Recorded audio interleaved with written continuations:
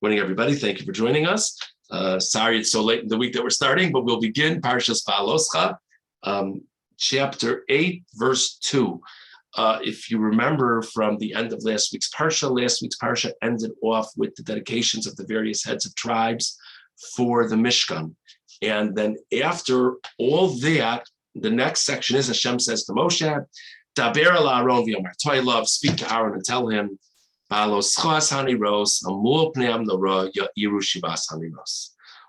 you raise up the candles should be pointed in towards the middle of the menorah, and there are 7 candles. This is extremely interesting, why this instruction about the candles is showing up here.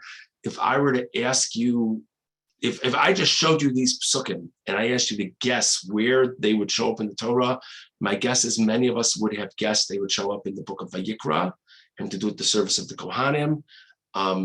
There actually is reference to them in the book of Shmos, in the discussion of the Mishkan. Why they're in this book at all is interesting, but even more specifically, why it's specifically juxtaposed to the gifts of the Nesiim, gifts of the heads of tribes. I mean, this is one of many tasks that the Kohanim were to do in the Mishkan on a daily basis. Why is this here?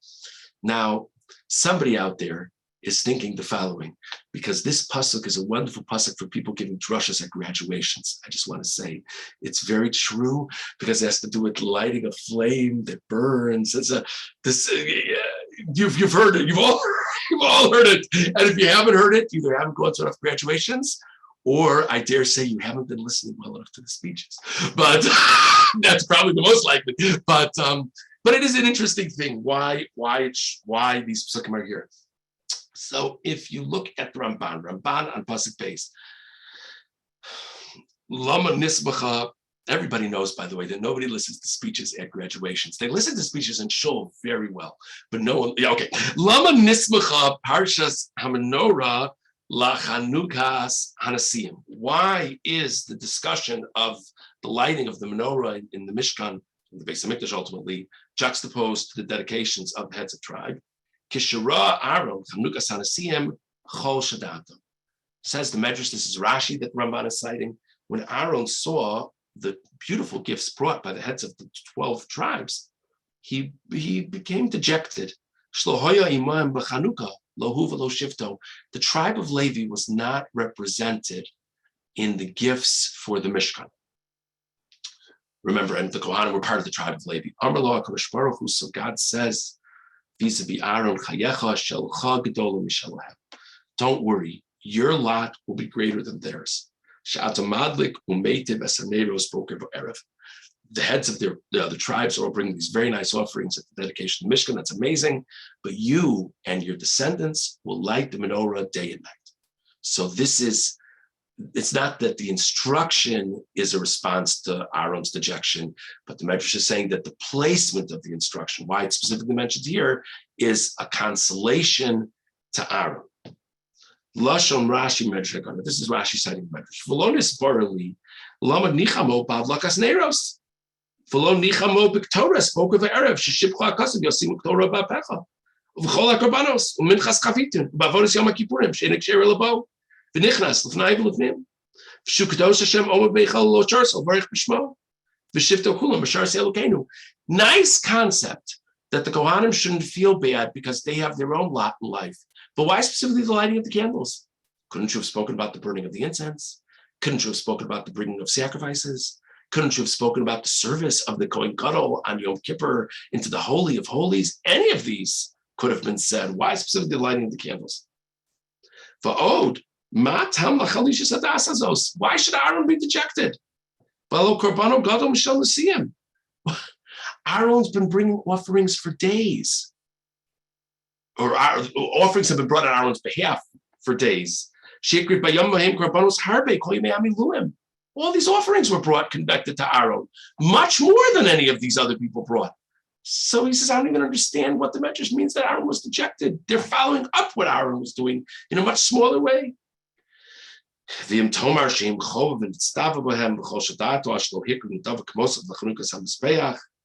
Maybe what you'll say is that what made Aaron feel bad is they were doing it of their own initiative. And Aaron was just following the rules. It's exciting. It's exciting to volunteer, to donate when no one's making you. It's not as exciting to do it when it's your job. So if the Ramban says if that's the pshat, so that doesn't make any sense as an answer to this because God just gives him another thing that he's commanded to do. So that's not going to be a consequence. So now the Ramban is his own pshat, very, very famous Ramban.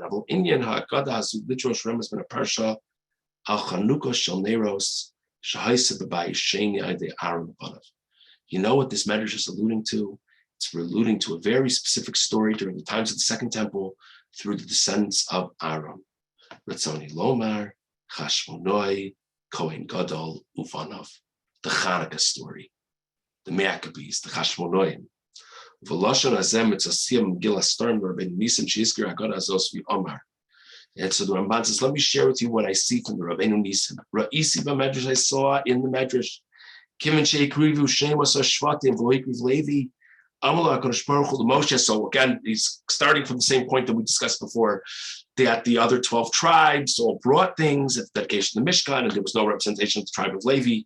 God says to Moshe, Daber al Aaron v'yamar toilav, speak to Aaron and say to him, Yesh Chanukah acheres sheyesh bo adlakas neros.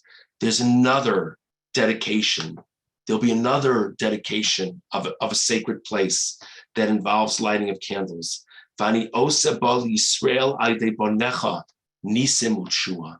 And connected with the lighting of the candles, I'll do great miracles for Klal Yisrael, and Aaron's descendants will be the vehicles for the miracle.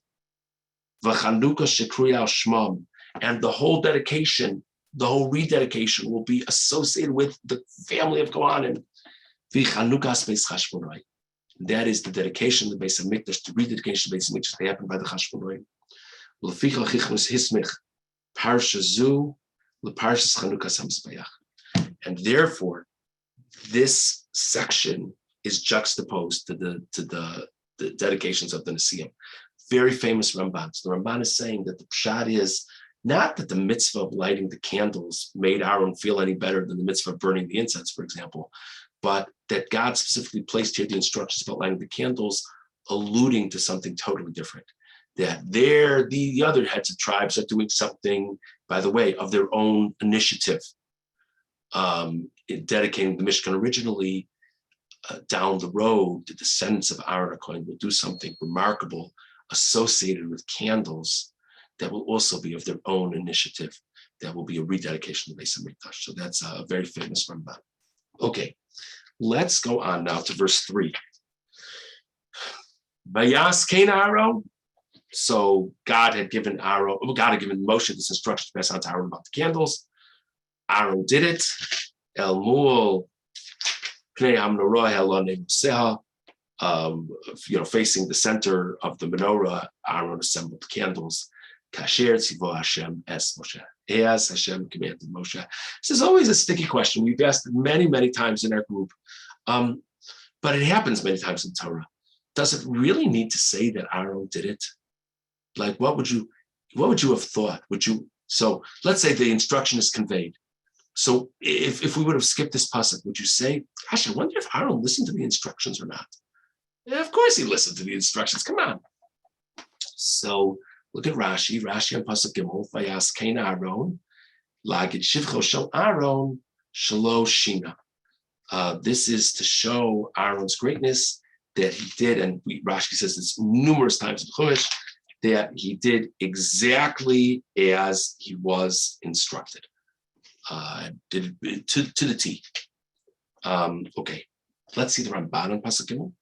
The Tam Vayas Kain Aaron, Lomar Shuoya Madliko's son Kol Yamav. The Ramban says a very different pshat. For the rest of Aaron's life, he always was the one to light the candles of the menorah. In other words, that was a daily service in the Mishkan. He always was the one to light the candles of the menorah. This wasn't a Kohen Gadol mitzvah. This could be any Kohen. So Aaron Vanav. In Sefer Shmos, when it talks about the mitzvah of the menorah, it talks about Aaron and his sons. He understood that there was something uniquely, even compared to other aspects of the Mishkan, there was something uniquely special about this, and he did it. He did it himself every day until he died. So that's just a very interesting shot. And now let's go on to the Orach Chaim on Pasuk Gimel. Just need to find it. Excuse me. I'm at the end of the Orach Chaim Pasuk Gimel. It's like the last few lines of the Orach Chaim Pasuk Gimel, beginning with the word Gam. Gam Ramaz Ba'omro Kasher Tziva Lo Dia Shivcho Shel Aaron. It tells you the greatness of Aaron.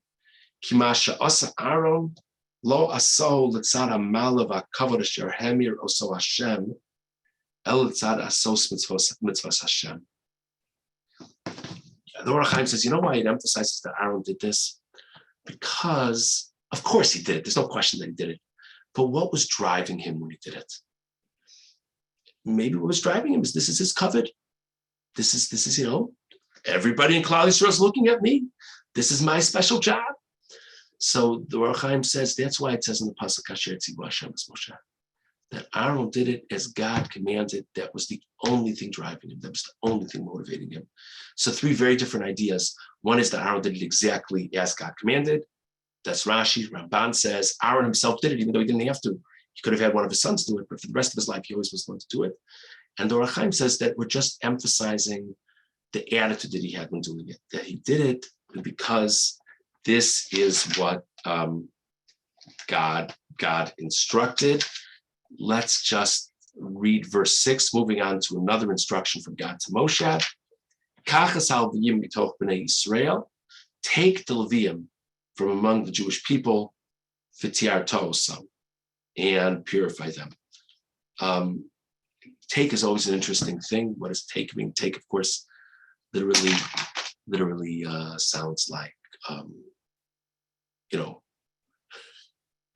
my wife was talking to someone the other day and said that her husband had to bring one of the children to their room the other day, and I clarified I really had to bring them to their room.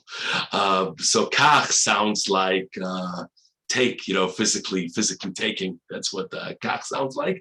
What does it mean here? So we'll talk about that tomorrow, God willing. So we discussed the famous machlokas Rashi and Ramban as to why the mitzvah of the menorah is juxtaposed to the dedications of the Messiah. And then we also spoke about Rashi and Ramban Orach Chaim as to why it's emphasized in the pasuk that Aaron did as God commanded.